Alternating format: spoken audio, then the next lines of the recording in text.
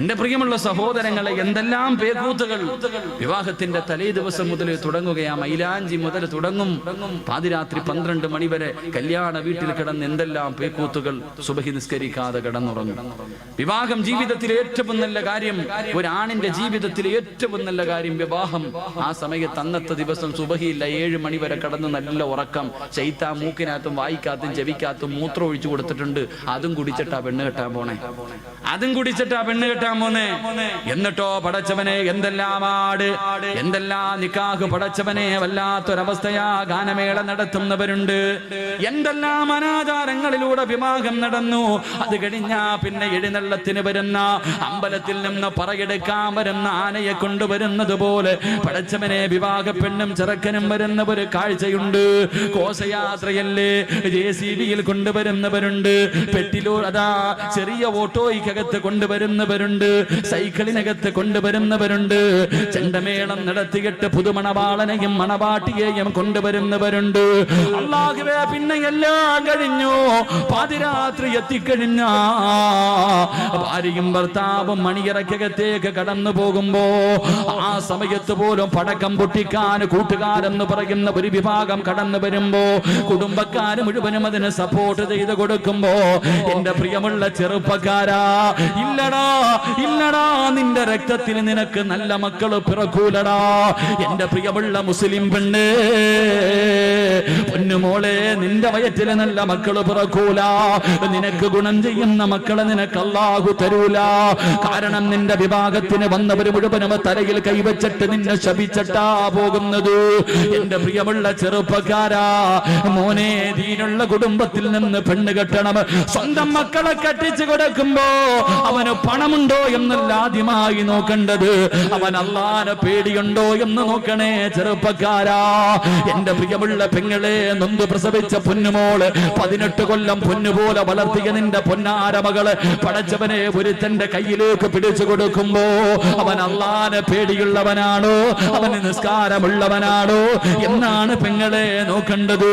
വിവാഹം എന്ന് പറഞ്ഞാൽ എങ്ങനെയെന്നറിയുമോ? മണവാളനും മണവാട്ടിയും എങ്ങനെയെന്നറിയുമോ?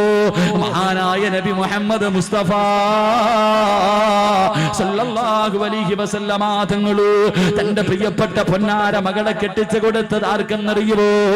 മഹാനായ സയ്യിദുനാ അലി ഇബ്നു അബീ ത്വാലിബ് റളിയല്ലാഹു തആല അൻഹു. ജോലി എന്തെന്നറിയുമോ? പടച്ചവനെ പുല്ല് വെട്ടിക്കെട്ട് ഒട്ടകമുള്ള മുതലാളിമാരുടെ വീട്ടിൽ കൊണ്ട് കൊടുത്തിട്ട് കിട്ടുന്ന ദിർഹം കൊണ്ട് കഴിയുന്ന പാവപ്പെട്ട അലിയാര് തങ്ങളോട് ഒരു ദിവസം അല്ലാഹുവിന്റെ റസൂല് ചോദിച്ചു, അലിയേ, ഫാത്തിമാനെ നിനക്കിഷ്ടമാണോ അലിയേ? എന്റെ പൊന്നുമോളെ നീ വിവാഹം കഴിക്കുമോ അലിയേ? അവസാനം എന്റെ പ്രിയമുള്ളവരെ വിവാഹം കഴിഞ്ഞു. പുതുമണവാട്ടി എന്ന് പറഞ്ഞാൽ ആരെന്നറിയുമോ? എന്റെ പ്രിയമുള്ള പെങ്ങളെ, വിവാഹം കഴിക്കുന്ന പെണ്ണെങ്ങനെ ആകണമെന്നറിയുമോ? അലിയാരിതങ്ങൾ അതിന്റെ മണവാട്ടിയായ ഫാത്തിമ ബീവി റളിയല്ലാഹു തആല അൻഹയുടെ കയ്യിൽ പിടിച്ചിട്ട് മണിയറക്കകത്തേക്ക് കടന്നു ചെല്ലുമ്പോ അതാ ഫാത്തിമ ബീവി മണിയറയിൽ കയറി അലിയാരിതങ്ങൾ കടത്തിച്ചു വെച്ചിരിക്കുന്ന, അലിയാരിതങ്ങൾ കത്തിച്ചു വെച്ചിരിക്കുന്ന വിളക്കങ്ങണയ്ക്കുകയാണ്. കത്തിച്ചു വെച്ചിരിക്കുന്ന വിളക്കങ്ങണച്ചു. അല്ലാഹുവേ, വീടിന്റെ കവാടമടഞ്ഞു. കുറെ സമയം കഴിയുമ്പോ വസമിഅനാ സൗതൻ ഹനീനാ, മണിയറക്കകത്തിരുന്നൊരു പൊട്ടിക്കരച്ചൽ കേൾക്കുകയാണ്. ഒരു വല്ലാത്ത കരച്ചൽ കേൾക്കുകയാ, ഒരു തേങ്ങല് കേൾക്കുകയാ. അലിയാര് തങ്ങള് ചെന്ന് നോക്കുമ്പോ ഫാത്തിമ ബീബി റളിയല്ലാഹു തആല അൻഹ മണിയറക്കകത്തിരുന്ന് കരയുകയാണ്. അലിയാര് തങ്ങള് ചോദിച്ചു, ഫാത്തിമ, എന്നെ ഇഷ്ടമായില്ലേ ഫാത്തിമ? നിന്റെ ഉപ്പയുടെ മുന്നില് മക്കയിലെ കോടീശ്വരന്മാര് വന്ന് കാത്തിരുന്നല്ലോ, നിന്നെ നിർബന്ധിച്ച് വിവാഹം കഴിച്ചതാണോ? ഫാത്തിമ ബീബി തന്റെ കൈയെടുത്തിട്ട് അലിയാര് തങ്ങളുടെ വാ പൊത്തിപ്പിടിച്ചിട്ട് അവിടെന്ന് പറഞ്ഞു, അലിയേ, എനിക്ക് നിങ്ങൾ നിങ്ങളെ വല്ലാത്ത ഇഷ്ടമാ. നിങ്ങളെ ഇഷ്ടപ്പെടാത്ത ആരെങ്കിലും ഉണ്ടോ ഫാലിയേ? അലിയാര് തങ്ങളെ ചോദിച്ചു, പിന്നെ എന്തിനാ കരയുന്നത്? അവിടെ നിന്ന് പറഞ്ഞു കൊടുത്തു, അലിയേ ഇന്ന് നമ്മുടെ ജീവിതത്തിന്റെ തുടക്കമാ, ഇന്ന് നമ്മുടെ അതിരാത്രിയാ, ഇത് നമ്മുടെ മണിയറയാ. ഈ വീടിനകത്തേക്ക് കയറി വന്നപ്പോ കത്തിച്ചു വെച്ചിരിക്കുന്ന വിളക്കം കണച്ചപ്പോ ഈ മണിയറയ്ക്കകത്ത് വല്ലാത്ത ഇരുള് വന്നലിയേ. എനിക്ക് പെട്ടെന്ന് ഓർമ്മ വന്നത് എന്തെന്നറിയുവോ? ഇനി നമ്മൾ രണ്ടുപേരും പിരിയുന്ന ഒരു ദിവസമുണ്ടല്ലോ. ഈ ലോകത്ത് നിന്ന് നമ്മൾ രണ്ടുപേരും പിരിയുന്ന ഒരു ദിവസമുണ്ടല്ലോ. ഒരാള് ഭൂമിക്ക് മുകളിലും ഒരാള് 6 അടി മണ്ണിനകത്തും കിടക്കുന്ന ഒരു ദിവസമുണ്ടല്ലോ. 6 അടി മണ്ണിനകത്ത് വല്ലാത്ത ഇരുളാണല്ലോ അലിയേ. ആ ഖബറിനെ കുറിച്ച് എനിക്ക് പെട്ടെന്ന് ഓർമ്മ വന്നലിയേ. അവിടെയല്ലേ രക്ഷപ്പെടേണ്ടത്, അവിടമല്ലേ മണിയറയാക്കേണ്ടത്, ആ മണ്ണറയല്ലേ മണിയറയാക്കേണ്ടത്. അൽ ഖബറു അവ്വലു മിൻ മനാസിലിൽ ആഖിറ. ചിരിക്കുന്ന മുഖത്തോടെ മണിയറക്കകത്തേക്ക് കടന്നു വന്ന തന്റെ പ്രിയപ്പെട്ട ഭർത്താവിനോട് അതാ ഖബറിന്റെ ഏകാന്തതയെ കുറിച്ച്, അതിന്റെ ഇരുളിനെ കുറിച്ച്, അതിന്റെ അദാബിനെ കുറിച്ച്, അതാ കരകണ്ട ഖബറിനെ കുറിച്ച് പാതിരാത്രി മണിയറയുടെ രാത്രിയില് അതിരാത്രിയിലെ ഖബറിന്റെ ജീവിതത്തെ കുറിച്ച് ഓർമ്മപ്പെടുത്തിയിട്ട് തന്റെ പ്രിയപ്പെട്ട ഭർത്താവിന്റെ കണ്ണങ്ങ് നിറയുകയാ. അലിയാര് തങ്ങൾ മണിയറക്കകത്ത് നിന്ന് കരയുകയാണ്. ആ സമയത്ത് അലിയാര് തങ്ങളുടെ കയ്യിൽ പിടിച്ചിട്ട് കരഞ്ഞുകൊണ്ട് ഭാര്യ പറയുന്നു, അലിയേ നമ്മുടെ മണ്ണറ മണിയറയാക്കണ്ട്, നമ്മുടെ മണ്ണറ മണിയറയാക്കണ്ട്. അതുകൊണ്ട് അലിയേ ഇന്ന് രാത്രി നമുക്ക് നിസ്കരിക്കാം അലിയേ. ജീവിതത്തിന്റെ ഒരിക്കലും അവസാനിക്കാത്ത ജീവിതത്തിന്റെ തുടക്കമായ 6 അടി മണ്ണാണ് മണിയറയാക്കേണ്ടത്. അതിനകത്ത് സ്വർഗത്തിന്റെ കവാടം കാണണ്ട്, അതിനകത്ത് സ്വർഗത്തിന്റെ പരിമളമടിക്കണ്ട്, അതിനകത്ത് സ്വർഗത്തിന്റെ വിരിപ്പിന്റെ മുകളിൽ കിടന്നുറങ്ങണ്ട്. കണ്ണെത്താ ദൂരത്തിലേക്ക് ഖബർ വിശാലമാകണ്ട അലിയേ. അതുകൊണ്ട് ഇന്നത്തെ രാത്രി അള്ളാന് മാറ്റിവെക്കാ എന്ന് പറയുന്ന ഒരു പെണ്ണാകാ കഴിയണം പെങ്ങള്. എന്റെ പ്രിയമുള്ള പെങ്ങളോട് ഓർമ്മപ്പെടുത്തുകയാണ്, വിഭാഗത്തിന്റെ ഓഡിറ്റോറിയത്തിൽ നടക്കുന്ന പച്ച വ്യഭിചാരം എന്തെന്നറിയുമോ? ഏറ്റവും വലിയ വ്യഭിചാരം വാപ്പയും ഉമ്മയും കൂടെ പറപ്പും കെട്ടിയ ഭർത്താവ് പടച്ചവനെ വ്യഭിചരിക്കാൻ ഒരു അവസരം കൊടുക്കുന്ന സമയമുണ്ട്. ഏത് സമയമെന്നറിയുമോ? പടച്ചവനെ 18 കൊല്ലം 19 വർഷം അള്ളാഹുവിനെ പേടിച്ച് നല്ല രീതിയിൽ പോറ്റി വളർത്തിയ പൊന്നുമോള് ഒരുത്തന്റെ കയ്യിലേക്ക് പിടിച്ച് കൊടുത്തിട്ട് അരമണിക്കൂർ കഴിഞ്ഞില്ല. ആ വിവാഹമെന്ന പുണ്യമായ കർമ്മം നടന്നിട്ട് അവൻ പോലും അവന്റെ ഭാര്യയുടെ ശരീരത്തെ തൊട്ടിട്ടില്ല. പക്ഷേ വിവാഹത്തിന്റെ ഓഡിറ്റോറിയത്തിൽ ആ സ്വന്തം ഭാര്യയെ പിടിച്ചടുത്ത് നിർത്തിയിട്ട് കണ്ട കൂട്ടുകാരെന്ന് പറയുന്ന ഒരു വിഭാഗം ചെറുപ്പക്കാർ, അത് മുസ്ലിമാകട്ടെ അമുസ്ലിമാകട്ടെ, എന്റെ ഫ്രണ്ട്സ് ആണെന്ന് പറഞ്ഞ് കെട്ടിയ പെണ്ണിനെ കണ്ടവന്റെ നടുക്ക് നിർത്തിയിട്ട് സെൽഫി എടുക്കുന്ന എന്റെ പ്രിയപ്പെട്ട യുവത്വേ, നിന്ന് കൊടുക്കല്ലേ മോളെ, നിന്ന് കൊടുക്കല്ലേ മോളെ. നീമാനുള്ളവളാ, നീമാനുള്ളവളാ, അള്ളാനെ പേടിച്ച് ജീവിച്ചവളാ. മഹദിയായ ഫാത്തിമ ബീബി റളിയല്ലാഹു തആല അൻഹാ പടച്ചവനെ മരിക്കുന്നതിന്റെ തലേ ദിവസം തന്റെ പ്രിയപ്പെട്ട ഭർത്താവിന്റെ മടിയിൽ കിടന്നിട്ട് അവിടുന്ന് ചോദിച്ചു, അലിയേ പോവുകയാലിയേ, പോവുകയാലിയേ, എനിക്കൊന്ന് പൊരുത്തം തരുവോ അലിയേ. അല്ലാഹുവേ, ഫാത്തിമ ബീബി റളിയല്ലാഹു തആല അൻഹാ അലിയാര് തങ്ങളോടൊരു വസിയത്ത് പറയുകയാ. എന്തേ വസിയത്തെന്നറിയുമോ? എന്തേ വസിയത്തെന്നറിയുമോ? ഞാൻ മരിച്ചു പോയാ പകൽ എന്നെ കൊണ്ടുപോയി കബറടക്കല്ല അലിയേ, രാത്രിയിലെ കബറടക്കാവോ? അലിയാര് തങ്ങളെ ചോദിച്ച കാരണമെന്ത്?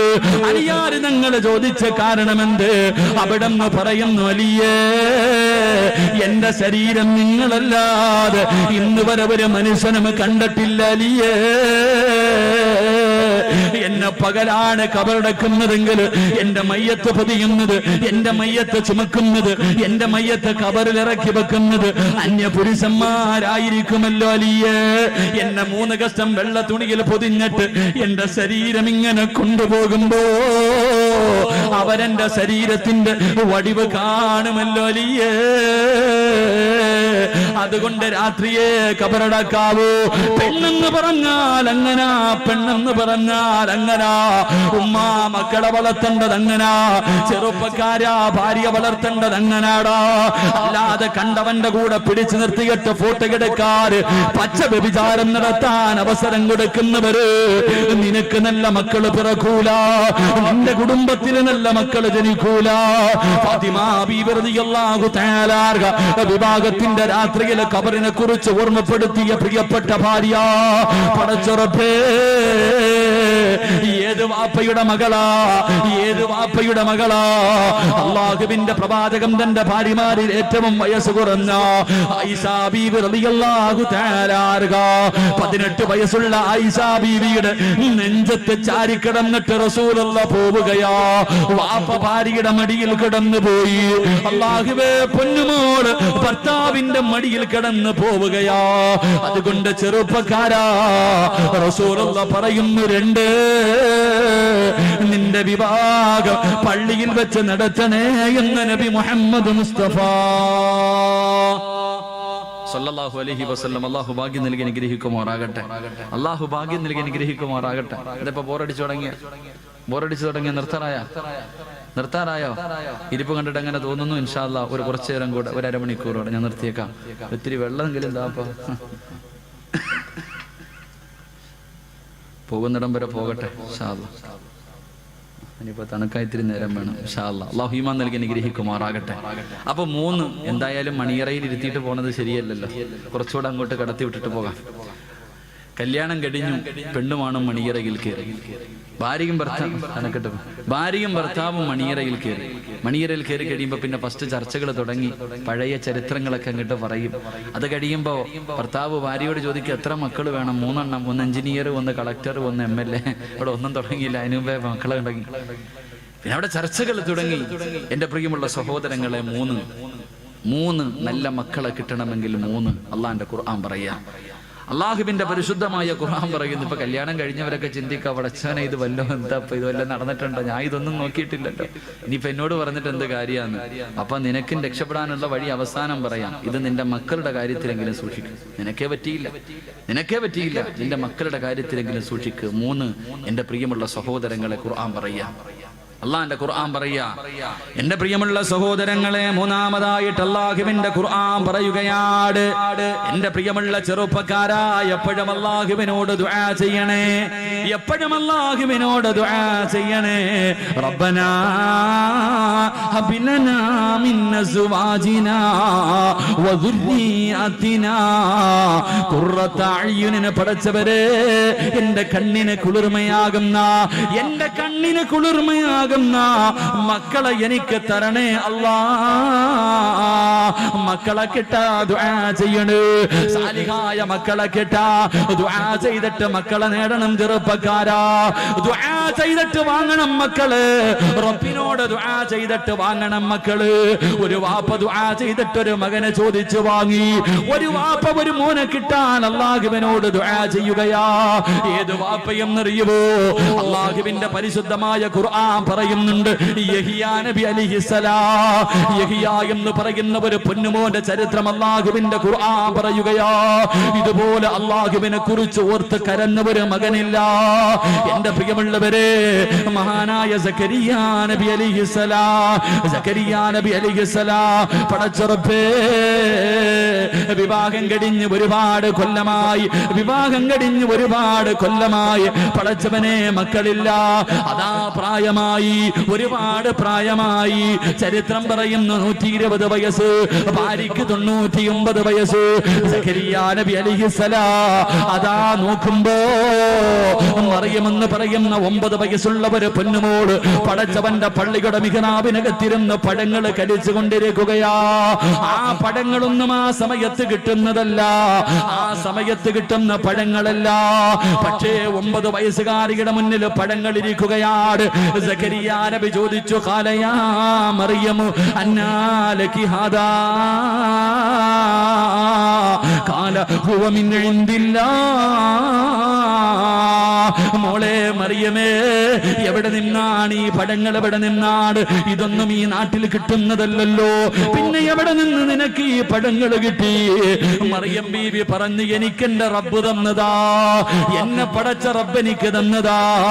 സക്കരിയ്യ നബി 2 കൈയും അല്ലാഹുവിന്റെ ദർബാറിലേക്ക് ഉയർത്തിയിട്ട് കരഞ്ഞുകൊണ്ട് പറയുന്നു, റബ്ബേ, സാലിഹായ ദുനിയാവിലും ആഖിറത്തിലും ഉപകരിക്കുന്ന, കണ്ണിന് കുളിർമയാകുന്ന, എന്നെ സ്വർഗത്തിൽ കൊണ്ടുപോകുന്ന, സ്വർഗത്തിന്റെ കവാടത്തിൽ കാത്തു നിൽക്കുന്ന സാലിഹായ മക്കളെ തരണേ അല്ലാ. 120ാമത്തെ വയസ്സിൽ പടച്ച റബ്ബിനോട് ദുആ ചെയ്യുകയാ. എന്റെ പ്രിയമുള്ളവരെ, കൊടുത്തു പെങ്ങളെ, അല്ലാഹു ഒരു പൊന്നുമോനെ കൊടുത്തു. ആ മോന് പേരിട്ടത് അല്ല തന്നെയാ, അല്ലാഹുവാ പേരിട്ടത്. ലോകത്ത് മറ്റൊരാൾക്കും ആ പേരില്ലായിരുന്നു, അല്ല തന്നെ പേരിട്ട് യഹിയ. യഹിയ എന്ന് പേരിട്ടത് പടച്ചറപ്പാ. എന്റെ പ്രിയമുള്ളവരെ, യഹിയ നബി അലൈഹിസ്സലാം 11 വയസ്സായി. വാപ്പ നോക്കുമ്പോ തന്റെ പൊന്നുമകനെ കാണുന്നില്ല, തന്റെ പൊന്നുമോനെ കാണുന്നില്ല. വയസ്സാം കാലത്ത് റബ്ബിനോട് ഭാര്യയും ഭർത്താവും കരഞ്ഞു ദുആ ചെയ്തിട്ട് നിനക്ക് കിട്ടിയതാണ്.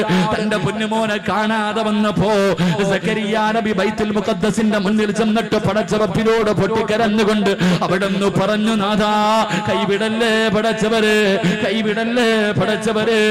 വയസ്സാം കാലത്ത് നീ നൽകിയ സമ്മാനമാണ് റബ്ബേ, എന്റെ പൊന്നുമോനെ തിരിച്ചു തരണേ പടച്ചവര്. സക്കരിയ്യ നബി ദുആ ചെയ്തിട്ട് തിരിച്ചു തന്റെ വീട്ടിലേക്ക് നടന്നു പോകുമ്പോ ശ്മശാനത്തിൽ നിന്നൊരു കുഞ്ഞിന്റെ കരച്ചിൽ കേൾക്കുകയോ, പാതിരാത്രി കബറിനകത്ത് നിന്നൊരു കരച്ചിൽ കേൾക്കുകയാണ്. സക്കരിയ്യ നബി നടന്നു ചെല്ലുമ്പോ ഇടിഞ്ഞു കിടക്കുന്ന പഴക്കം ചെന്ന ഒരു കബറിനകത്തിരുന്ന് അല്ലാഹുവേ ഒരു പൊന്നുമോന് കരയുകയാണ്. സക്കരിയ്യ നബി ചെന്ന് നോക്കുമ്പോ സുബ്ഹാനല്ലാഹ്, കരയുന്നത് ആരെന്നറിയോ? തന്റെ പ്രിയപ്പെട്ട പൊന്നുമോൻ യഹിയ. സക്കരിയ്യ നബി അലൈഹിസ്സലാം അവിടെന്ന് ചോദിച്ചു, മോനെ യഹിയ, എന്തിനാ മോനെ കരയുന്നത്? എന്തിനാ കബറിനകത്ത് വന്നിരുന്ന് കരയുന്നത്? അവിടെന്ന് പറഞ്ഞു കൊടുത്തു, വാപ്പാ, വന്ന് കിടക്കേണ്ടത് ഇതിനകത്തല്ലേ ഉപ്പാ. 11 വയസ്സുള്ള കുഞ്ഞ് അല്ലാഹുവേ പാതിരാത്രി വന്ന് കബറിനകത്തിറങ്ങിയിരുന്നിട്ട് അവസാനം വന്ന് കിടക്കേണ്ടത് 6 അടി മണ്ണിനകത്താണെന്നോർത്ത് കരഞ്ഞു കൊടുത്തു. കരഞ്ഞു എന്ന് ചരിത്രം പഠിപ്പിക്കുമ്പോ ദുആ ചെയ്തിട്ട് കെട്ടുന്ന മക്കളെങ്ങനാ.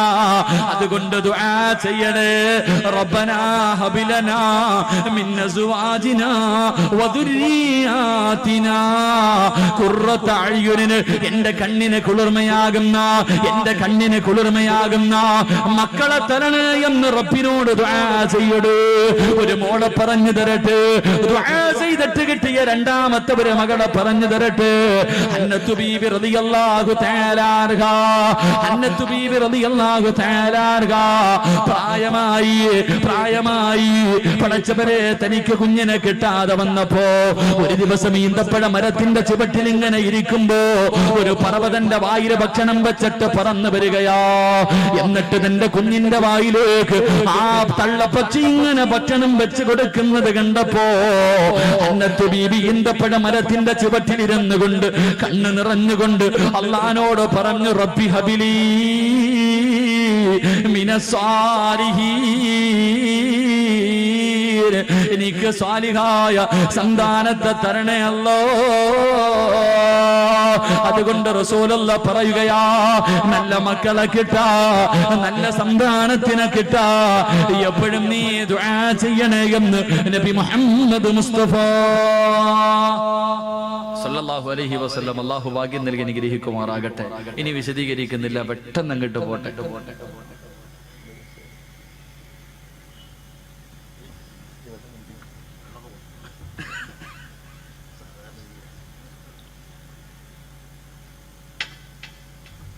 സംഘാടകർ ബക്കറ്റൊക്കെ എടുത്ത് വെച്ചില്ലേ, അവിടെ തന്നെ ഇരിക്കട്ടെ.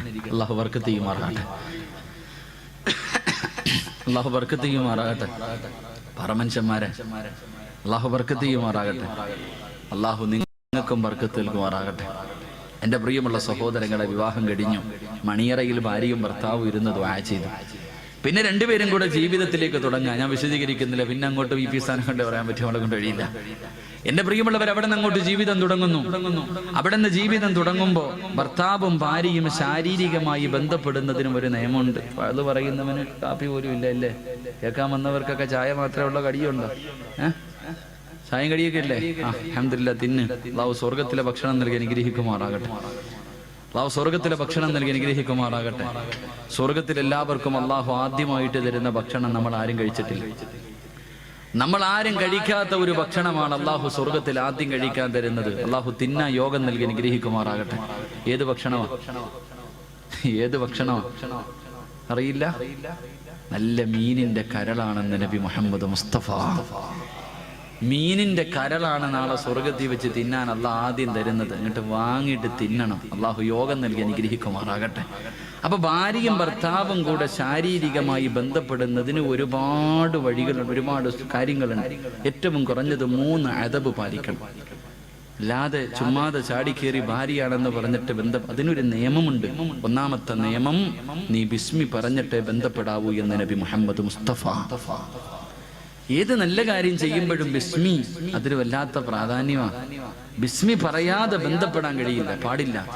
എന്റെ പ്രിയമുള്ളവരെ, അല്ലാഹുവിന്റെ റസൂൽ സല്ലല്ലാഹു അലൈഹി വസല്ലം തങ്ങൾ പറഞ്ഞു, ഒരു മനുഷ്യൻ ഭക്ഷണം കഴിക്കുമ്പോൾ ബിസ്മി പറയാതെ കഴിച്ച ശൈത്താനും മക്കളും കൂടെ കയറിയിരുന്നതിനും. അങ്ങനെ ബിസ്മി പറയാതെ ഭക്ഷണം കഴിച്ച ശൈത്താനും മക്കളും കൂടെ കയറിയിരുന്ന പ്ലേറ്റ് വാരി തിന്നും. ഇതുപോലെ തന്നെ ഭാര്യയുമായി ബന്ധപ്പെടുന്ന സമയത്ത് നീ ബിസ്മി പറഞ്ഞില്ലെങ്കിൽ ശൈത്താനും നിന്റെ കൂടെ കൂടും. അല്ലാഹു കാക്കുമാറാകട്ടെ. അല്ലാഹു കാക്കുമാറാകട്ടെ. 2 ബന്ധപ്പെടുന്ന സമയത്ത് പറയാൻ റസൂലുള്ള ഒരു ദുആ പറഞ്ഞു തന്നിട്ടുണ്ട്. ഭാര്യയും ഭർത്താവും ബന്ധപ്പെടുന്ന സമയത്ത് പറയാൻ ഒരു ദുആ തന്നെയുണ്ട്. അത് പിന്നെ നിങ്ങൾക്കറിയാം, ഞാൻ പറഞ്ഞു തരേണ്ട കാര്യമില്ല.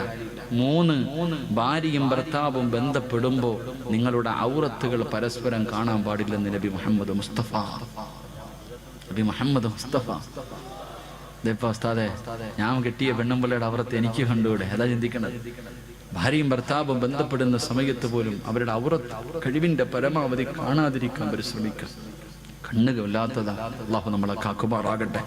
അപ്പൊ ഞാൻ വിശദീകരിക്കുന്നില്ല. ഭാര്യയും അവിടെ 3ാമത്തെ കാര്യം. 4ാമത്തെ കാര്യം, ഭാര്യയും ഭർത്താവും ബന്ധപ്പെടുന്ന സമയം ഇന്നമല്ല അഅ്മാലു ബിന്നിയാത്ത്.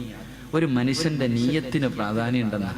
ഇപ്പൊ ഭാര്യയും ഭർത്താവും ശാരീരികമായി ബന്ധപ്പെടുമ്പോ പറയും, ഇപ്പോഴെങ്കിലും മക്കള് വേണ്ട എന്ന മനസ്സോടാ ബന്ധപ്പെടുന്നത്. പെണ്ണ് പറയണത് എനിക്ക് ഇപ്പോഴെങ്കിലും വേണ്ട, ഇനിയിപ്പോ എങ്ങനെ ലോട്ടറി അടിക്കണ പോലെ കിട്ടിക്കഴിഞ്ഞാൽ പിന്നെ മനസ്സിനകത്ത് കിട്ടി. ഭർത്താവ് പറയും, എന്തായാലും കിട്ടിയില്ല, ഇനി കൊല്ലണ്ട. ഇങ്ങനെ കിട്ടുന്ന മക്കൾ അല്ലേ? ഭാര്യ ബന്ധപ്പെടുമ്പോഴേ എനിക്ക് ഇപ്പോഴേ മക്കള് വേണ്ടാന്ന് പറഞ്ഞിട്ടാ ബന്ധപ്പെടുന്നത്. ഇനി അബദ്ധത്തിൽ എങ്ങാനും കിട്ടിപ്പോയാൽ ഭർത്താവ് പറയും, ഇനിയിപ്പോ കൊല്ലാൻ പറ്റുമോ? സഹിക്ക്. ഗർഭം വയറ്റി ചുമന്നുകൊണ്ട് നടക്കുമ്പോഴും മനസ്സില്ലാ മനസ്സോടെ കൊണ്ടടക്കണേ.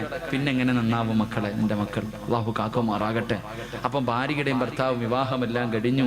എന്റെ പ്രിയമുള്ള സഹോദരങ്ങളെ, പിന്നെ കാണുമ്പോ 1 മാസം കഴിഞ്ഞു അല്ലെങ്കിൽ 2 മാസം കഴിഞ്ഞു, പിന്നെ എല്ലാരും ചോദിക്കുന്ന ഒരു ചോദ്യമുണ്ട്. എന്താ ചോദ്യം? ഇങ്ങോട്ട് നോക്ക്. എല്ലാരും ചോദിക്കുന്ന ഒരു ചോദ്യമുണ്ട്. എന്താ ചോദ്യം? വിശേഷമായില്ലേ? ഈ ചോദ്യം വല്ലാത്തൊരു ചോദ്യമാണ് അവർക്ക്. പിന്നെ ചില ആൾക്കാർ ഇത് ചോദിക്കാൻ വേണ്ടി അല്ലാഹു സൃഷ്ടിച്ചിട്ടുണ്ട്. അങ്ങനെ ഒരു വിഭാഗമുണ്ട്. വിവാഹം കഴിഞ്ഞാ പിന്നെ ചോദിക്കും, എന്റെ പ്രിയമുള്ള സഹോദരങ്ങളെ, തന്റെ പ്രിയപ്പെട്ട ഭർത്താവും ഭാര്യയും വിവാഹം കഴിഞ്ഞു. ചെറുപ്പക്കാരൻ ചിരിക്കുന്ന മുഖത്തോടെ റബ്ബേ കടയിലേക്ക് വെളിയിലേക്ക് പോയതാണ്. മൂവാറ്റുപുഴയിലോ ചെറുവട്ടൂരോ പെരുമ്പാവൂരോ എവിടെയോ തനിക്ക് അധ്വാനിക്കാൻ ജോലിക്ക് വേണ്ടി കടന്നുപോയി. പെട്ടെന്ന് ഫോണിൽ ഒരു കോള് വരികയാ. ഭാര്യ വിളിച്ചിട്ട് പറയുന്നു, ഇക്കാ എത്രയും പെട്ടെന്ന് വീട്ടിലേക്ക് വരട്, എത്രയും പെട്ടെന്ന് വീട്ടിലേക്ക് വരട്. ഭർത്താവ് ചോദിച്ചു, എന്ത് പെണ്ണ്? ഒന്നും പറയുന്നില്ല, നിങ്ങളെ എനിക്ക് കാണണം, പെട്ടെന്ന് വീട്ടിലേക്ക് വരണം. അല്ലാഹുവേ, ബൈക്കെടുത്തിട്ട് ഓടുകയാണ്. ബൈക്കെടുത്തിട്ട് പെട്ടെന്ന് ചെറുവട്ടൂരിൽ നിന്ന് പെരുമ്പാവൂരിൽ നിന്ന് മൂവാറ്റുപുഴയിൽ നിന്ന് വീട്ടിലെന്തോ അത്യാഗതം സംഭവിച്ചതുപോലെ പെട്ടെന്ന് ഭർത്താവ് വീട്ടിലേക്ക് കടന്നു വരുമ്പോ ചിരിക്കുന്ന മുഖത്തോടെ ഭാര്യ വീടിന്റെ കവാടത്തിൽ നിൽക്കുന്നുണ്ട്. ഭർത്താവ് ചോദിച്ചു, എന്തിനാ വിളിച്ചത്? എന്തിനാ പെണ്ണെ വിളിച്ചത്? അവള് ചിരിക്കുന്നുണ്ട്, നാണം കുടുങ്ങി നിൽക്കുന്നുണ്ട്, ഒന്നും മിണ്ടുന്നില്ല. അവസാനം പുതുമണവാട്ടി പറയും, ഉമ്മയോട് ചോദിക്കാറ്. ചെറുപ്പക്കാരൻ അടുക്കളയിൽ ചെന്നിട്ട്, ഉമ്മ എന്റെ ഉമ്മ ഫോൺ വിളിച്ചത്? ആ സമയത്ത് ഉമ്മ പറയുന്നു, മോനെ അവൾക്ക് വിശേഷമുണ്ടടാ, നിന്റെ ഭാര്യ ഗർഭിണിയാ. ഈ ഒരു മറുപടി നമ്മൾ എത്രയോ പേര് കേട്ടവരാ. ഈ ഒരു മറുപടി നമ്മൾ എത്ര പേരോ കേട്ടവരാ. അള്ളാന്റെ റസൂല് പറയുന്നു, ഭാര്യ ഗർഭിണിയാണെന്നറിയുമ്പോ എന്ത് ചെയ്യണമെന്നറിയുവോ? എന്ത് ചെയ്യണമെന്നറിയുവോ? ഭർത്താവിനോട് ഭാര്യ പറയുന്നു, ഞാൻ ഗർഭിണിയാണെന്ന്. ആ സമയത്ത് എന്തേ ചെയ്യേണ്ടതെന്ന് നബി മുഹമ്മദ് മുസ്തഫ. മുഹമ്മദ് മുസ്തഫ ഇന്നത്തെ കാലഘട്ടത്തിൽ കല്യാണം കഴിഞ്ഞ ഒരു ചെറുപ്പക്കാരൻ ഭാര്യ ഗർഭിണിയാണെന്ന് പറഞ്ഞ ഓൻ ആദ്യം ചെയ്യുന്നത് ഇതിങ്ങോട്ട് എടുക്കും, മൊബൈൽ എടുത്തിട്ട് വാട്സപ്പ് എടുത്തിട്ട് അളിയ വൈകിട്ട് കാണണം, ചെലവുണ്ട്, ലോട്ടറി അടിച്ചു. അവസ്ഥ മൊബൈൽ എടുത്തിട്ട് അറിയുന്നവർക്ക് എല്ലാവർക്കും താൻ്റെ ഭാര്യ ഗർഭിണിയായി, ഞാൻ വാപ്പയാകാൻ പോകുന്ന വിശേഷം, സന്തോഷം. എങ്കിൽ എന്റെ പ്രിയമുള്ള സഹോദരങ്ങളെ, ഭാര്യ ഗർഭിണിയാകുമ്പോ എന്ത് ചെയ്യണമെന്നറിയുമോ? മഹാനായ നബി മുഹമ്മദ് മുസ്തഫ. നബി മുഹമ്മദ് മുസ്തഫ സല്ലല്ലാഹു അലൈഹി വസല്ലമ തങ്ങൾ പറയുകയാണ്, മഹദിയായ ഹന്നത്തു ബീബി റളിയല്ലാഹു തആല അൻഹാ റബ്ബിനോട് ദുആ ചെയ്തു നല്ല ഒരു സന്താനത്തിനെ കിട്ടാ. അവസാനം ഗർഭിണിയായി. അതാ ഗർഭിണിയായെന്ന് മനസ്സിലാകുമ്പോ ഹന്നത്തു ബീബി റളിയല്ലാഹു തആല അൻഹാ തന്റെ വയറ്റിൽ കൈവച്ചിട്ട് റബ്ബിനോട് പറഞ്ഞു, റബ്ബി ഇന്നി നദർതു ലക മാ ഫീ ബത്നി മുഹററാ. ഗർഭിണിയാണെന്നറിഞ്ഞപ്പോ ഹന്നത്തു ബീബി അല്ലാഹുവോട് പറഞ്ഞു, അല്ലാ എന്റെ വയറ്റിൽ കിടക്കുന്ന കുഞ്ഞിന് ഞാൻ പള്ളിക്ക് നേർച്ച ചെയ്തിരിക്കുന്നു റബ്ബേ. എന്റെ പ്രിയമുള്ള പെങ്ങളെ, ഖുർആനിൽ ഒരു സൂറത്തിന്റെ പേരെന്തെന്നറിയുമോ? ഒരു സൂറത്തിന്റെ പേര് തന്നെ മറിയമെന്നാ. അല്ലാഹു പറഞ്ഞു, മറിയമിനെ കണ്ടുപഠിക്കണം. എന്റെ പ്രിയപ്പെട്ട ലോകത്തുള്ള സർവ്വ മുസ്ലിമീ പെണ്ണുങ്ങളോട് അള്ളാന്റെ ഖുർആൻ പറഞ്ഞു, രണ്ട് പെണ്ണുങ്ങളെ നീ റോൾ മോഡാക്കണം. സീരിയൽ നടിമാരെയല്ല, സിനിമാ നായികമാരെയല്ല, നീ ജീവിതത്തിൽ കണ്ടുപഠിക്കേണ്ടത് രണ്ട് പെണ്ണുങ്ങളെയാ. രണ്ട് പാവപ്പെട്ട പെൺകുട്ടികളെ നീ കണ്ടുപഠിക്കണം. രണ്ട് പെണ്ണുങ്ങളെ പോലെ നീ ആകാൻ പാടില്ല. ഒന്നാമത്തെ പെണ്ണ് മഹദി ആസിയ, ഫിർഔനിന്റെ ഭാര്യയായ ആസിയ ബീവി മരിക്കുന്ന സമയത്ത് ബൈത്തും ഫിൽ ജന്ന, എനിക്ക് സ്വർഗത്തിൽ ഒരു കൊട്ടാരം തരണേ അല്ലോ എന്ന് ചോദിച്ചിട്ട് പോയ ആസിയ, നാളെ സ്വർഗത്തിൽ അല്ലാഹുവിന്റെ റസൂൽ വിവാഹം കഴിക്കുന്ന ആസിയ. രണ്ട് മഹദിയായ മറിയം ബീബി റളിയല്ലാഹു തആല അൻഹാ, ഈസാ നബിയുടെ പറ്റുമ്മ മറിയം ബീബി റളിയല്ലാഹു തആല അൻഹാ ദുആ ചെയ്തിട്ട് വാങ്ങിയ മോളാ മോള്. അല്ലാഹുവേ, ഉമ്മ ദുആ ചെയ്തിട്ട് നേടിയെടുത്ത പൊന്നുമോളാ. അതുകൊണ്ട് ചെറുപ്പക്കാരാ, നിന്റെ ഭാര്യ ഗർഭിണിയാണെന്നറിഞ്ഞ നീ പറയേണ്ടത് എന്തെന്നറിയുമോ? വലമ്മാ അസ്കർത ദഅവല്ലാഹ റബ്ബഹുമാ ലഇൻ അതൈതനാ സ്വാലിഹാ വനകൂന മിനസ്സാകിരീൻ. ഭാര്യയുടെ വയറ്റില് കൈവച്ചിട്ട്, ഭർത്താവ് ഗൾഫിലാണെങ്കിൽ പെണ്ണ് നീ നിന്റെ വയറ്റില് കൈവച്ചിട്ട് അല്ലാഹുവോട് പറയണമല്ലാ, ഇതിനെ ദുനിയാവിലും ആഖിറത്തിലും ഉപകരിക്കുന്നതാക്കി തരണേ അല്ലാ. ഇതിനെ സാലിഹാക്കണേ അല്ലാ, ഇതിനെ സാലിഹാക്കണേ അല്ലാ, ഇതിനെ ഹാഫിളാക്കണേ അല്ലാ, ഇതിനെ ആലിമാക്കണേ അല്ലാ, ഇതിനെ ആബിദാക്കണേ അല്ലാ.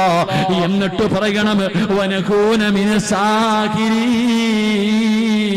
ഇതിനെ സ്വാലിഹാക്കി തന്ന ഞാൻ നിന്നോട് നന്ദിയുള്ള അടിമയാകുമല്ലോ. അതുകൊണ്ട് ഭാര്യ ഗർഭിണിയാകുമ്പോ ഔലാദൻ സാലിഹാ എന്ന് ദുആ ചെയ്യണേ എന്ന് ആദരമായ പ്രവാചകൻ നബി മുഹമ്മദ് മുസ്തഫ സല്ലല്ലാഹു അലൈഹി വസല്ലം. അല്ലാഹു സാലിഹായ മക്കളെ നൽകി അനുഗ്രഹിക്കുമാറാകട്ടെ. അല്ലാഹു സാലിഹായ മക്കളെ നൽകി അനുഗ്രഹിക്കുമാറാകട്ടെ. എൻ്റെ പ്രിയമുള്ള സഹോദരങ്ങളെ, മൂന്ന് കാര്യമായി. നാലാമത്തെ കാര്യം എന്തായാലും ഗർഭിണിയായില്ലേ, ഒരല്പം കൂടെ നിർത്തിയിട്ട് പ്രസവം വരെ പറഞ്ഞിട്ട് നിർത്താം. ബാക്കി ഇൻഷാ അല്ലാഹ് എപ്പോഴെങ്കിലും പറയാം. അല്ലാഹു ഈമാൻ നൽകി അനുഗ്രഹിക്കുമാറാകട്ടെ. 3 സ്വലാത്ത് സല്ലല്ലാഹു അലാ മുഹമ്മദ്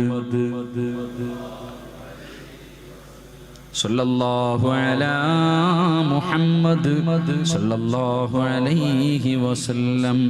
അല്ലാഹുമ്മ സല്ലി അലാ മുഹമ്മദ് യാ റബ്ബി സല്ലി അലൈഹി വസല്ലം. അല്ലാഹു സ്വീകരിക്കുമാറാകട്ടെ.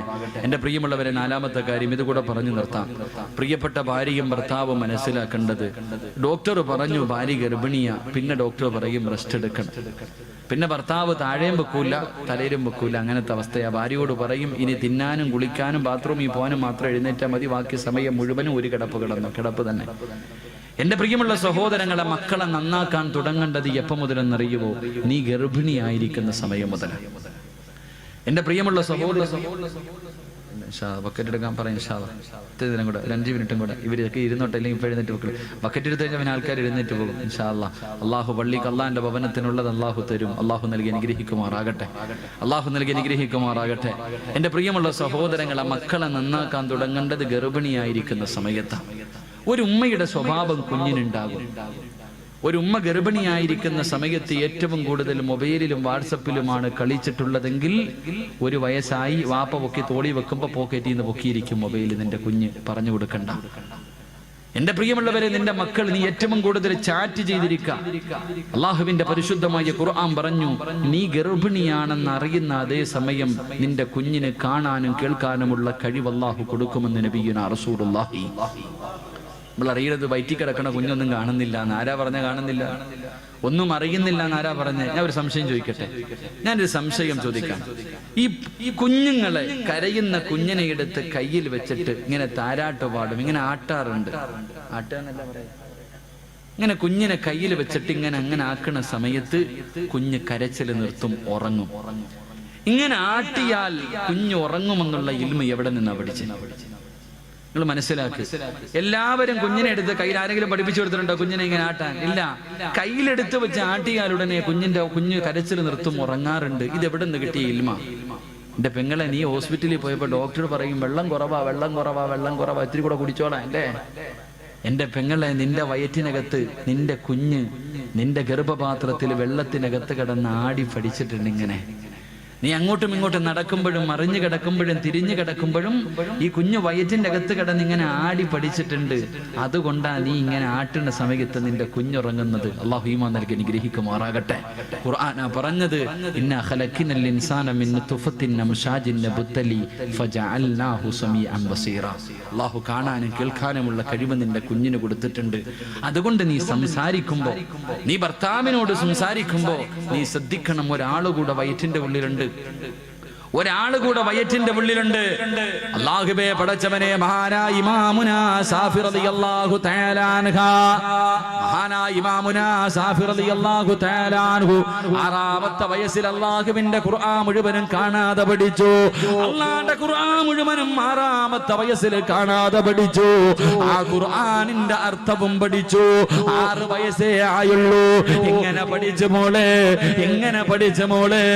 നീ ഗർഭിണിയായിരുന്ന സമയത്ത് എത്ര ഖത്തമോദിയിട്ടുണ്ട്? അല്ലാഹുവിന്റെ ഖുർആൻ നീ ഒന്ന് കൈകൊണ്ടെങ്കിലും തൊട്ടു നോക്കിയിട്ടുണ്ടോ? അല്ലാഹുവേ, ശാഫി റളിയല്ലാഹു തആല അൻഹുവിന്റെ ഉമ്മ എത്രയോ ഖത്തമോദി. തന്റെ കുഞ്ഞിന് ഒളിവില്ലാതെ ഒരിക്കൽ പോലും പാല് കൊടുത്തിട്ടില്ല. തന്റെ ഉമ്മയുടെ വയറ്റിൽ കിടന്നപ്പോഴേ ഖുർആൻ ഓതുന്നത് കേട്ട് വളർന്ന മകനാട് എന്ന് ചരിത്രം നമുക്ക് പഠിപ്പിച്ചു തരുമ്പോ, അല്ലാഹുവേ, ഇന്ന് റൂമിനകത്തിരുന്ന് അടുക്കളയിൽ പോകണ്ട, ഒരു ജോലിയുമില്ലാതെ വരുമ്പോ മൊബൈൽ എടുത്തിട്ട് കുത്തുന്ന പെണ്ണ്, കൂട്ടുകാരോട് ചാറ്റ് ചെയ്യുന്ന പെണ്ണ്, പഴയ കാമുകന്മാരെ തെരഞ്ഞു നടക്കുന്ന പെണ്ണ്, 18 വയസ്സു പ്രായമായ നിന്റെ മോളും പോകും പെങ്ങള്.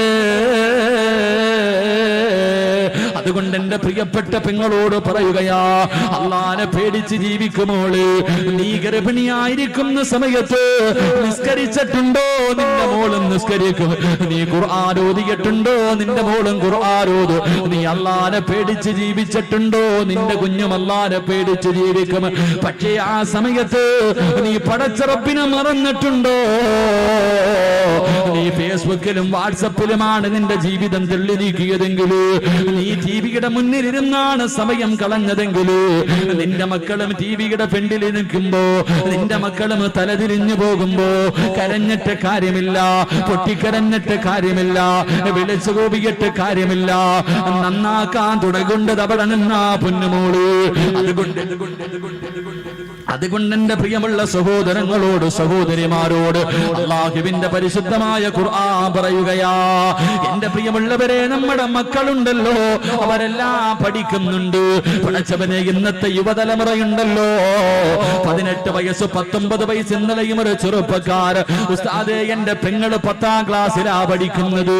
ഉസ്താദേ, നാട്ടുകാരുടെ മുന്നിൽ തല ഉയർത്താൻ കഴിയുന്നില്ല. ഒരു മുസ്ലിമായ ചെറുപ്പക്കാരന്റെ കൂടെ തിയേറ്ററിൽ നിന്ന് നാട്ടുകാരെ പിടിച്ചിരിക്കുകയാ. ഉസ്താദേ, എന്റെ വാപ്പയുടെ ഒരു സൈഡ് മുഴുവനും തളർന്നു പോയി. പൊട്ടിക്കരഞ്ഞുകൊണ്ട് ഒരു പാവപ്പെട്ട ചെറുപ്പക്കാരൻ പൊട്ടിക്കരയുമ്പോ അവള് പറയുന്ന, എനിക്ക് അവനെ തന്നെ മതി. 10ാം ക്ലാസ്സിൽ പഠിക്കുന്ന പെണ്ണ് പറഞ്ഞെനിക്ക് അവളെ തന്നെ മതി. അവള് പറയുന്ന, എനിക്ക് അവനെ തന്നെ മതി. പൊട്ടിക്കരയുന്ന മാതാപിതാക്കൾ, അല്ലാഹുവേ, തലശ്ശേരിയിലുള്ള ഒരു പെണ്ണ് പോകുന്നത് നമ്മൾ കണ്ടതല്ലേ? തലശ്ശേരിയിലുള്ള ഒരു പെണ്ണ്, പടച്ചവനെ, മോളെ റാഹില പോകല്ലേ, മോളെ റാഹില പോകല്ലേ. ഒരു വാപ്പകടം ഞാനും നിങ്ങളും കേട്ടതാ. എന്നിട്ടും അവൾ ഇറങ്ങിപ്പോയല്ലോ. അവളുടെ അവസാനം എങ്ങനെയായിരിക്കുമെന്നറിയുമോ? എന്റെ പ്രിയമുള്ളവരെ, അതുപോലെ ലോകത്താദ്യമായിട്ട് വിളിച്ചതാരാ? മോളെ റാഹില പോകല്ലേ എന്ന് ഒരു വാപ്പ തന്റെ പൊന്നാര 18 കൊല്ലം പോറ്റി വളർത്തിയ പൊന്നുമോള് യാചിക്കുന്നത്, മകളോട് യാചിക്കുന്നത് കണ്ടവര് ലോകത്താദ്യമായിട്ട് എങ്ങനെ വിളിച്ചതാരെന്നറിയോ? മഹാനായ ശൈഖുൽ അംബിയാ നൂഹ് നബി അലൈഹിസ്സലാം. മക്കളെ നല്ല നിലയിൽ വളർത്തിയിട്ട് മക്കളെ കണ്ടവന്റെ കൂടെ ഇറങ്ങി പോകുമ്പോ, കരയല്ലേ വാപ്പാ, എന്തിനാ നീ കരയുന്നത്? പോറ്റി വളർത്തിയ മക്കള് നിന്നെ വേണ്ടെന്ന് പറഞ്ഞ് കാമുകന്റെ കൂടെ കയ്യിൽ പിടിച്ചിറങ്ങി പോകുമ്പോ, കരയല്ലേ ഉപ്പാ, കരയല്ലേ ഉമ്മ. അല്ലാഹുവിന്റെ പരിശുദ്ധമായ ഖുർആൻ നിനക്കൊരു ചരിത്രം പറഞ്ഞു തരുന്നുണ്ട്, ഒരു വാപ്പയുടെ ചരിത്രം പറഞ്ഞു തരുന്നുണ്ട്. ഏത് വാപ്പയും അറിയുമോ? മഹാനായ നൂഹ് നബി അലൈഹിസ്സലാം 950 വർഷക്കാലം പടച്ചവന്റെ ദീനിന് വേണ്ടി ദഅവത്ത് നടത്തിയിട്ട് തന്റെ ഭാര്യയും മകനും പോലും അല്ലാഹനെ കൊണ്ട് വിശ്വസിച്ചില്ല. അവസാനം 73 പേരാണാകെ വിശ്വസിച്ചത്. അല്ലാഹുവേ, അവിടുന്ന് ദുആ ചെയ്തു, അല്ലാ, ഇവന്മാരെ ഒരെണ്ണത്തിനെ പോലും നീ ബാക്കി വെക്കല്ലേ പടച്ചവര്. നൂഹ് നബി അലൈഹിസ്സലാമിനോട് അല്ലാഹു പറഞ്ഞു, നൂഹേ, നിന്നെ കൊണ്ട് വിശ്വസിച്ചവരെയും കൊണ്ട് കപ്പലിൽ കയറ്റിക്കെട്ട് നീ തുടങ്ങിക്കോ. തൂഫാൻ എന്ന് പറയുന്ന ജലപ്രളയമുണ്ടായി. നൂഹ് നബി തന്റെ പൊന്നാര് തന്റെ കൂടെ വന്നവരെ മുഴുവനും അല്ലാഹനെ കൊണ്ട് വിശ്വസിച്ചവരെ മുഴുവനും കപ്പലിൽ കയറ്റിക്കെട്ട് യാത്ര ഇങ്ങനെ തുടങ്ങുമ്പോ, തന്റെ പൊന്നാര മകനുണ്ടല്ലോ വെള്ളത്തിൽ കിടന്നു മുങ്ങുകയാ, മരണത്തോട് മല്ലടിക്കുകയാണ്. ആ സമയത്ത് ആ വാപ്പ വിളിച്ച വിളിയാട്, യാ പുനയ്യാ ഇർകബ് മഅനാ,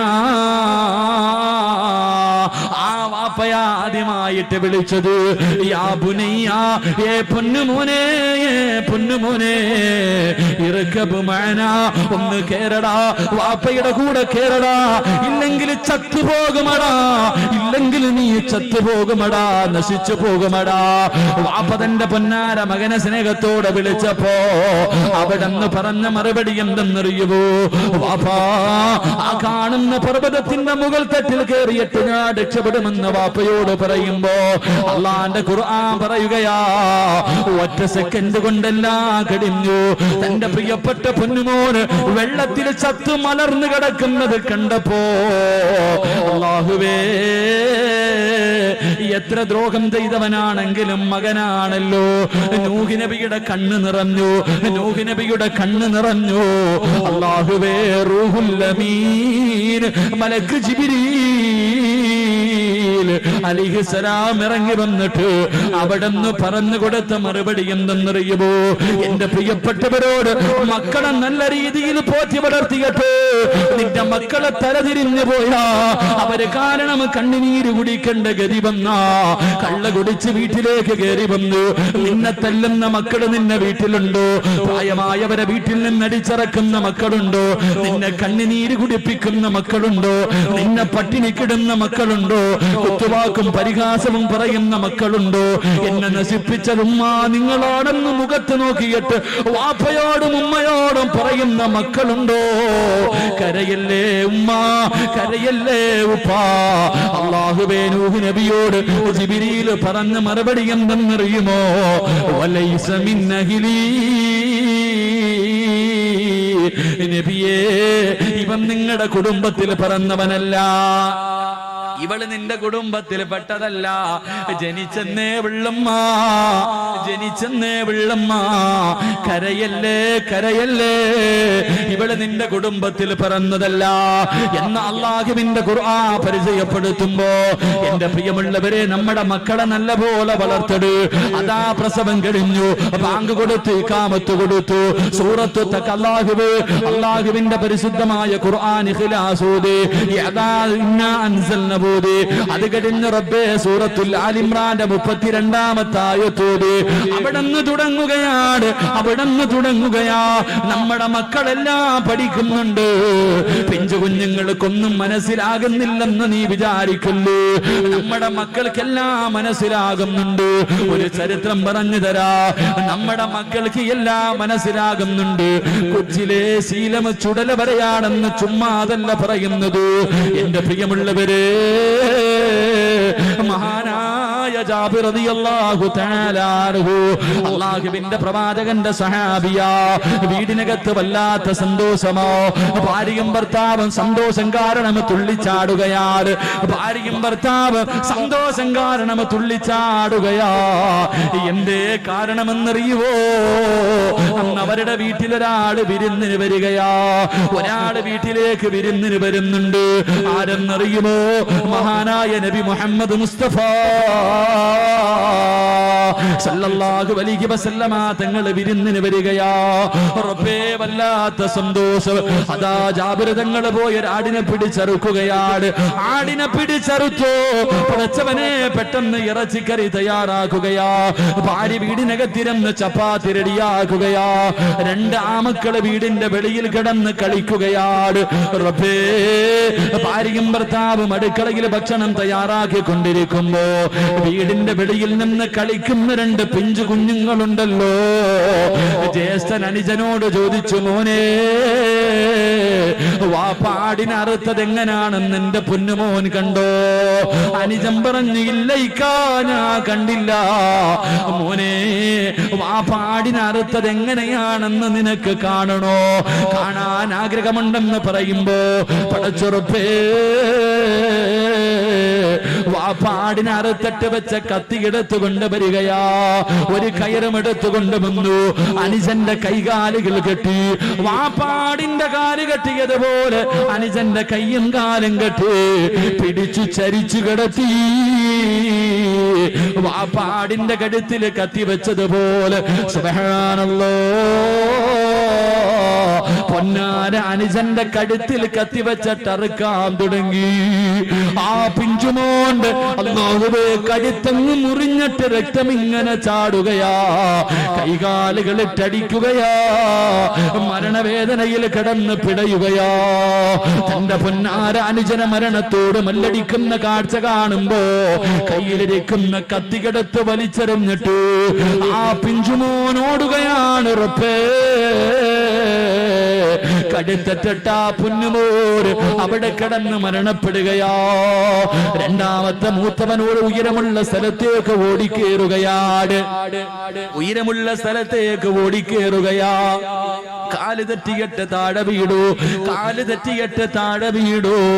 അല്ലാഹുവേ, തല വന്ന് കല്ലിലടിച്ചിട്ടവന്റെ തല പൊട്ടിയിട്ട് രക്തം കുളിച്ചിട്ട് രക്തം തലയിൽ നിന്നൊലിച്ചിട്ട് അവനും അവിടെ കിടന്ന് മരണപ്പെടുകയാ.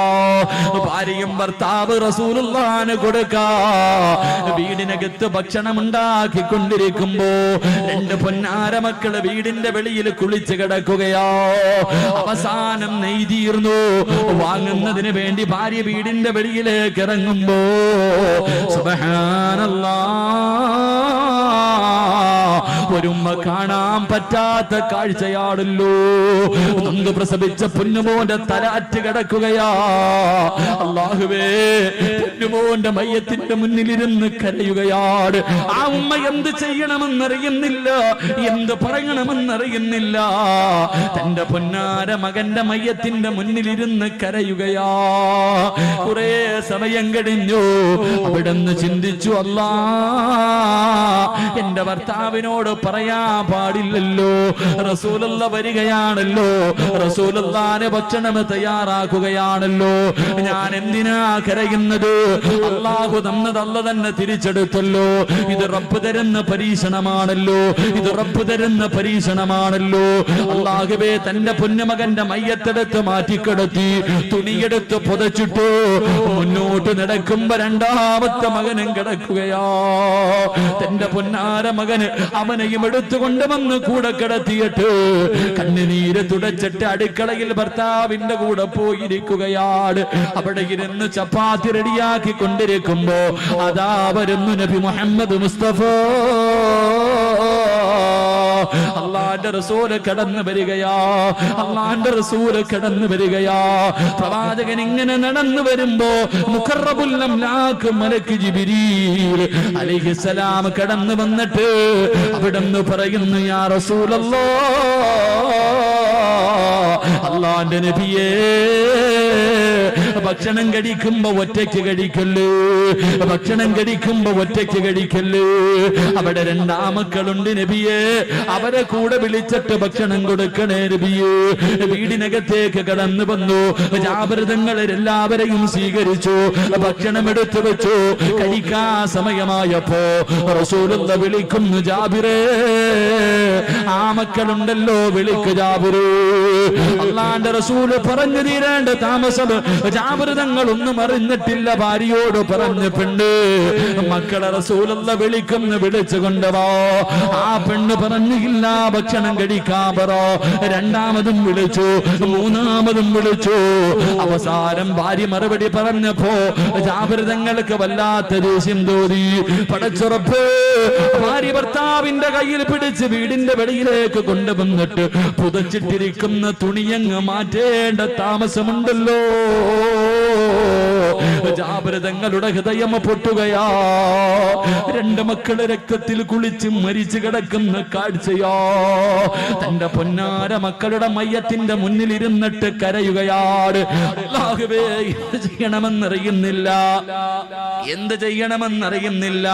അതിന്റെ മുന്നിൽ ഇരുന്ന് കരയുമ്പോ അല്ലാഹുവേ, ദീനുള്ള ഈമാനുള്ള ആ പെണ്ണ് ഭർത്താവിന്റെ തലയിൽ കൈവച്ചിട്ട് ചോദിക്കുന്നു, ജാബിറേ, കരയുകയാണോ? തന്റെ പ്രിയപ്പെട്ട ഭർത്താവ് നൊന്തുപറ്റ മക്കളുടെ മയ്യത്തിന്റെ മുന്നിലിരുന്ന് കരയുമ്പോ ആ ദീനുള്ള പെണ്ണ് ചോദിച്ച മറുപടി എന്തെന്നറിയുവോ? കരയുകയാണോ ജാബിറേ? അല്ലാഹു തന്ന ഒരു പരീക്ഷണമാണല്ലോ, അല്ലാഹു തന്ന ഒരു പരീക്ഷണമാണല്ലോ. ഒരു മനുഷ്യൻ ജീവിച്ചിരിക്കുമ്പോ സ്വന്തം മക്കളുടെ മയ്യത്ത് കാണാൻ കഴിയില്ലല്ലോ. എന്റെ പ്രിയമുള്ള സഹോദര, സഹോദരാ, ജാബിർ തങ്ങളോട് ഭാര്യ പറയുകയാ, എന്തിനാ കരയുന്നത്? നമ്മുടെ വീടിനകത്തിരിക്കുന്നതാരെന്നറിയുവോ? നമ്മുടെ മക്കളെക്കാല്, മാതാപിതാക്കളെക്കാല്, സമ്പത്തിനെക്കാല്, ശരീരത്തിനെക്കാല് ഞാനും നിങ്ങളും സ്നേഹിക്കേണ്ട റസൂലുള്ള ഭക്ഷണം കഴിക്കാനിരിക്കുകയോ? ആ സമയത്ത് മക്കളുടെ മയ്യത്തിന്റെ മുന്നിലിരുന്ന് കരയുകയാണോ ജാബിർ? അല്ലാഹുവേ, തന്റെ പ്രിയപ്പെട്ട ഭർത്താവിന് ധൈര്യം കൊടുത്ത ഭാര്യ, എന്റെ പ്രിയമുള്ള പെങ്ങളെ, ചരിത്രം പഠിപ്പിക്കുന്നത് എന്തെന്നറിയുമോ? നമ്മുടെ പിഞ്ചുമക്കള് അവർ ചെറുപ്രായത്തിലെല്ലാം അവർക്ക് മനസ്സിലാകുന്നുണ്ട്. അതുകൊണ്ട് ജീവിതം സൂക്ഷിക്കണേ. അല്ലാഹുവേ, പടച്ചറപ്പിന്റെ വല്ലാത്ത പരീക്ഷണമാ ജീവിച്ചിരിക്കുമ്പോ സ്വന്തം മക്കളുടെ മയ്യത്ത് കുളിപ്പിക്കുന്ന അവസ്ഥ. പടച്ചവരെ, 2 ദിവസം മുമ്പ് കൊല്ലം ജില്ലയിൽ ഒരു പാവപ്പെട്ട ചെറുപ്പക്കാരൻ മരണപ്പെട്ടു. എന്തിന് പടച്ചറപ്പ്? എന്റെ കൂടെ പഠിച്ച പത്തനാപുരത്തുള്ള റിയാസ് എന്ന് പറയുന്ന 33 വയസ്സുള്ള ചെറുപ്പക്കാരൻ, അല്ലാഹുവേ, പൊന്നുമോനങ്ങ് പോയല്ലോ. റിയാസ് എന്ന് പറയുന്ന ചെറുപ്പക്കാരൻ, അല്ലാഹുവേ, പെട്ടെന്നങ്ങ് മരണപ്പെട്ടു. അവന്റെ ഉമ്മാടെ മുന്നിലേക്ക് ഹജ്ജ് കഴിഞ്ഞ് തിരിച്ചു വന്നു. അവൻ മരിച്ചെന്ന വാർത്ത കേട്ടിട്ട് അവന്റെ വീട്ടിലേക്ക് കടന്നു ചെന്നപ്പോ അവന്റെ പ്രിയപ്പെട്ട മാതാവ് ഓടി വന്ന് കെട്ടിപ്പിടിച്ചിട്ട്, സിറാജേ പോയടാ, ഞങ്ങളെ ഒറ്റക്കാക്കിയിട്ട് ഞങ്ങളുടെ പൊന്നുമോ പോയടാ. ആർക്കാ സഹിക്കാൻ കഴിയാ? ആർക്കാ സഹിക്കാൻ കഴിയാ? പിഞ്ചു കുഞ്ഞുങ്ങൾ പെട്ടെന്ന് പെട്ടെന്ന് മരണപ്പെടുന്ന കാഴ്ചകൾ കാണുന്നവരാ. അല്ലാഹുവേ, അല്ലാഹുവേ, ഞങ്ങളുടെ മക്കളെ നീ കാക്കണേ അല്ലോ. പെട്ടെന്നുള്ള മരണങ്ങളെ തൊട്ട് ഞങ്ങളെ നീ കാക്കണേ റബ്ബേ. പടച്ചവരെ, ഞങ്ങൾ ജീവിച്ചിരിക്കുമ്പോ ഞങ്ങളുടെ മക്കളുടെ മയ്യത്ത് കുളിപ്പിക്കേണ്ട അവസ്ഥ ഞങ്ങൾക്കാർക്കും തരല്ലേ അല്ലോ. ഞങ്ങളുടെ നെഞ്ചത്ത് കിടന്ന് കളിച്ച ചിരിച്ച മക്കള് 6 അടി മണ്ണിനകത്തിറക്കി വെച്ചിട്ട് പിടിമണ്ണ് വാരിയിട്ടവന്റെ നെഞ്ചിന്റെ മുകളിലേക്ക് ഇടേണ്ട ഗതികേട് ഞങ്ങൾക്കാർക്കും തരല്ലേ റബ്ബേ.